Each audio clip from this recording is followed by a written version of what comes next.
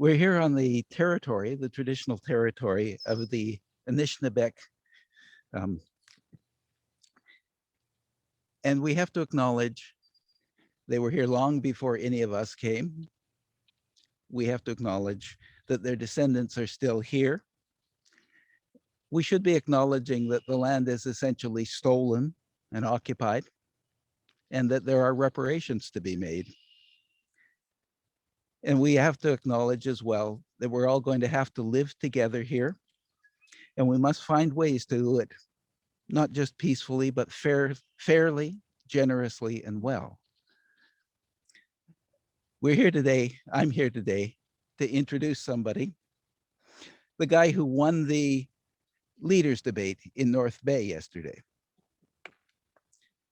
A guy that people in the press say has an impressive grasp of issues, is articulate, and is the most aware of the link between all these issues and the climate issues that are so important to us. And as a Northerner and as economist, I'd like to say he's the leader who is most aware of the issues in Northern Ontario, clearest about how they link to our future productivity in the forests. He's the only one who didn't treat Northern Ontario as a basket case and a place to throw big money promises. He had real policy, he has real policy, and I'm really proud to introduce Mike Schreiner. Well, thank you so much, David, for that kind introduction. And I just want to acknowledge David Robinson, our candidate here in Sudbury, a Northern economist who's played such a vital role in helping us develop our climate action plan, our housing affordability strategy, and our Northern platform.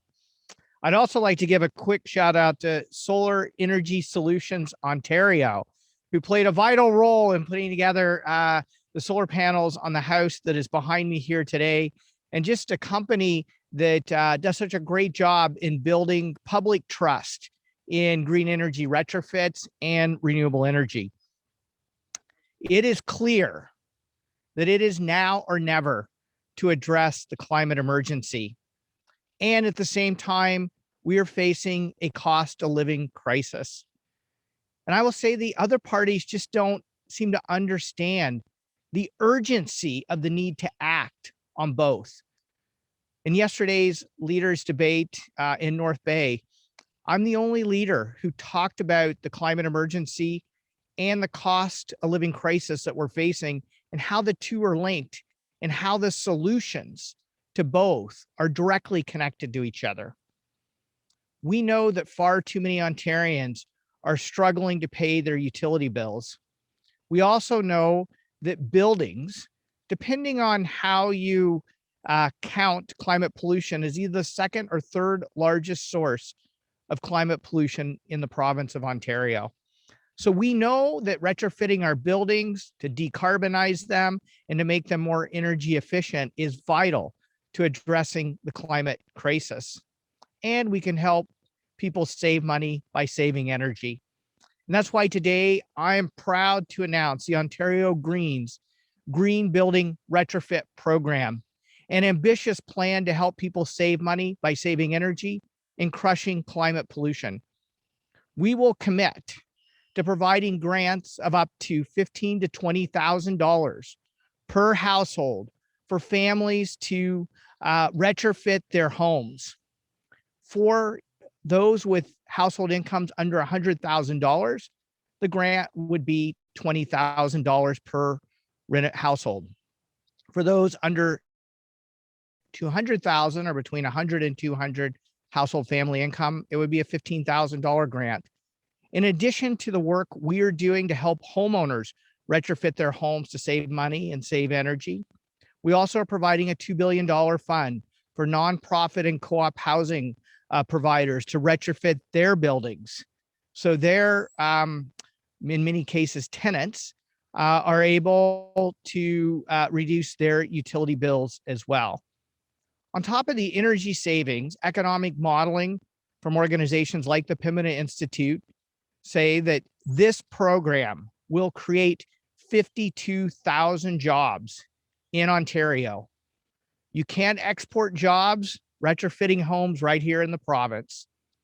And those are good jobs, good green jobs, the kind of good green jobs that the 60,000 young people who we've guaranteed free tuition to access climate economy jobs will be able to go to work retrofitting these homes. The estimated economic impact, especially for the province, of such a retrofit program is an additional $5 billion a year in additional tax revenue through personal income tax, sales taxes, corporate income taxes, and in particular, addressing issues in the underground economy in the building and trade sector, because obviously to qualify for the grant, you would need to prove your renovation effort. This is a plan to ensure that low and middle income households can address the cost of living crisis they're facing in covering their utility bills, while at the same time having the financing support they need to retrofit their homes, decarbonize their homes as part of the Ontario Greens plan to be true net zero by 2045 in addressing the climate crisis. I'm now available to take any questions that you have. And I believe we'll start with those who are in attendance.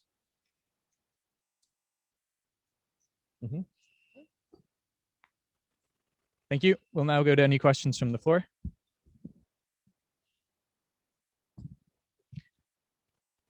Hi, Mike. I'm Mia Jensen with the Sudbury Star. So your retrofitting plan it potentially can create 52,000 jobs, but this is also a region that's facing a crisis in post-secondary education right now with everything that's going on in Laurentian, and all the federated institutions that were previously under Laurentian struggling now to become independent. So what's your plan for addressing issues in post-secondary education to prevent the young people that could potentially fill those jobs from leaving the region in the first place?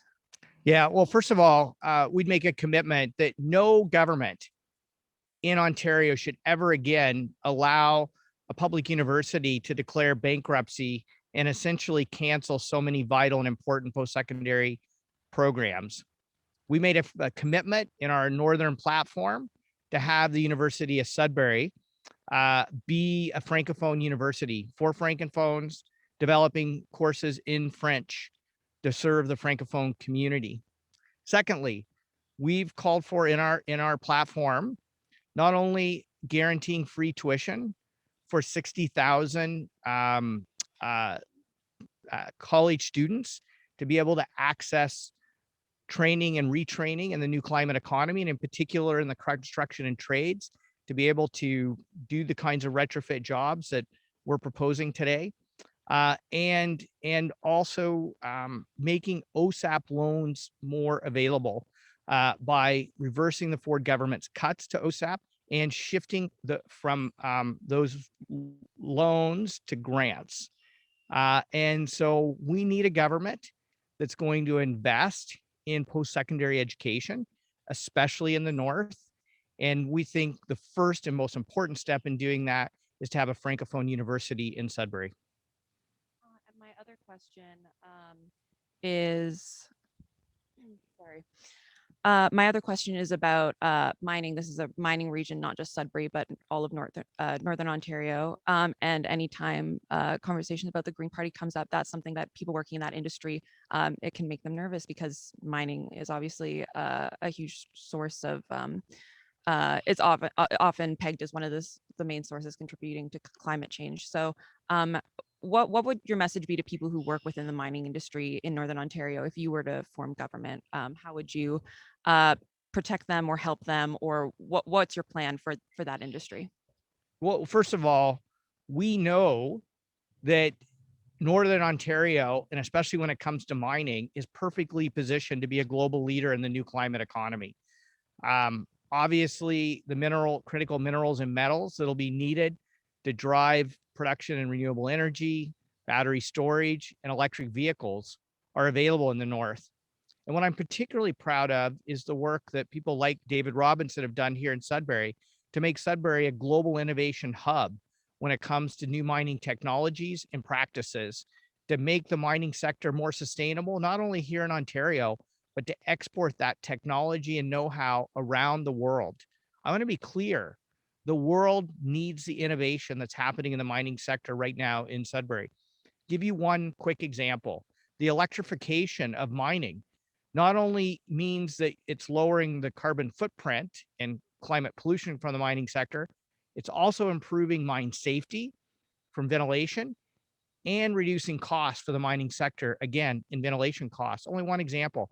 I met with a researcher actually at a meet and greet that we had last night with David that's developing technology to mine the metals in tailing ponds, which will help us recapture more of the worth of those metals, but also help with the environmental cleanup of tailings ponds. So there's all kinds of innovations that's happening right here in Sudbury. The Ontario Greens are absolutely behind it and supporting it.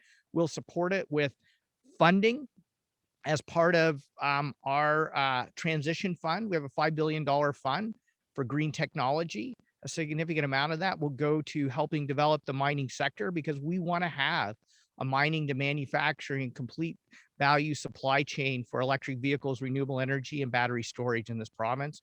We believe Northern Ontario can be a global leader in the new climate economy if we have a government like the Greens that are offering new solutions to old problems. Thank you. We'll now go to any Zoom questions. Over to you, Jess. Okay, we'll now take questions online. If you have a question, please use the raise hand function. I'll call on you.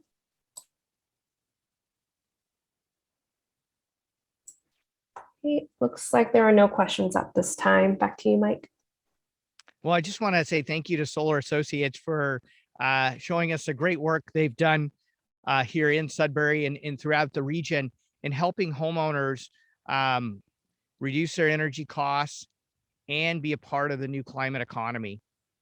We know that the people of this province need new solutions to old problems.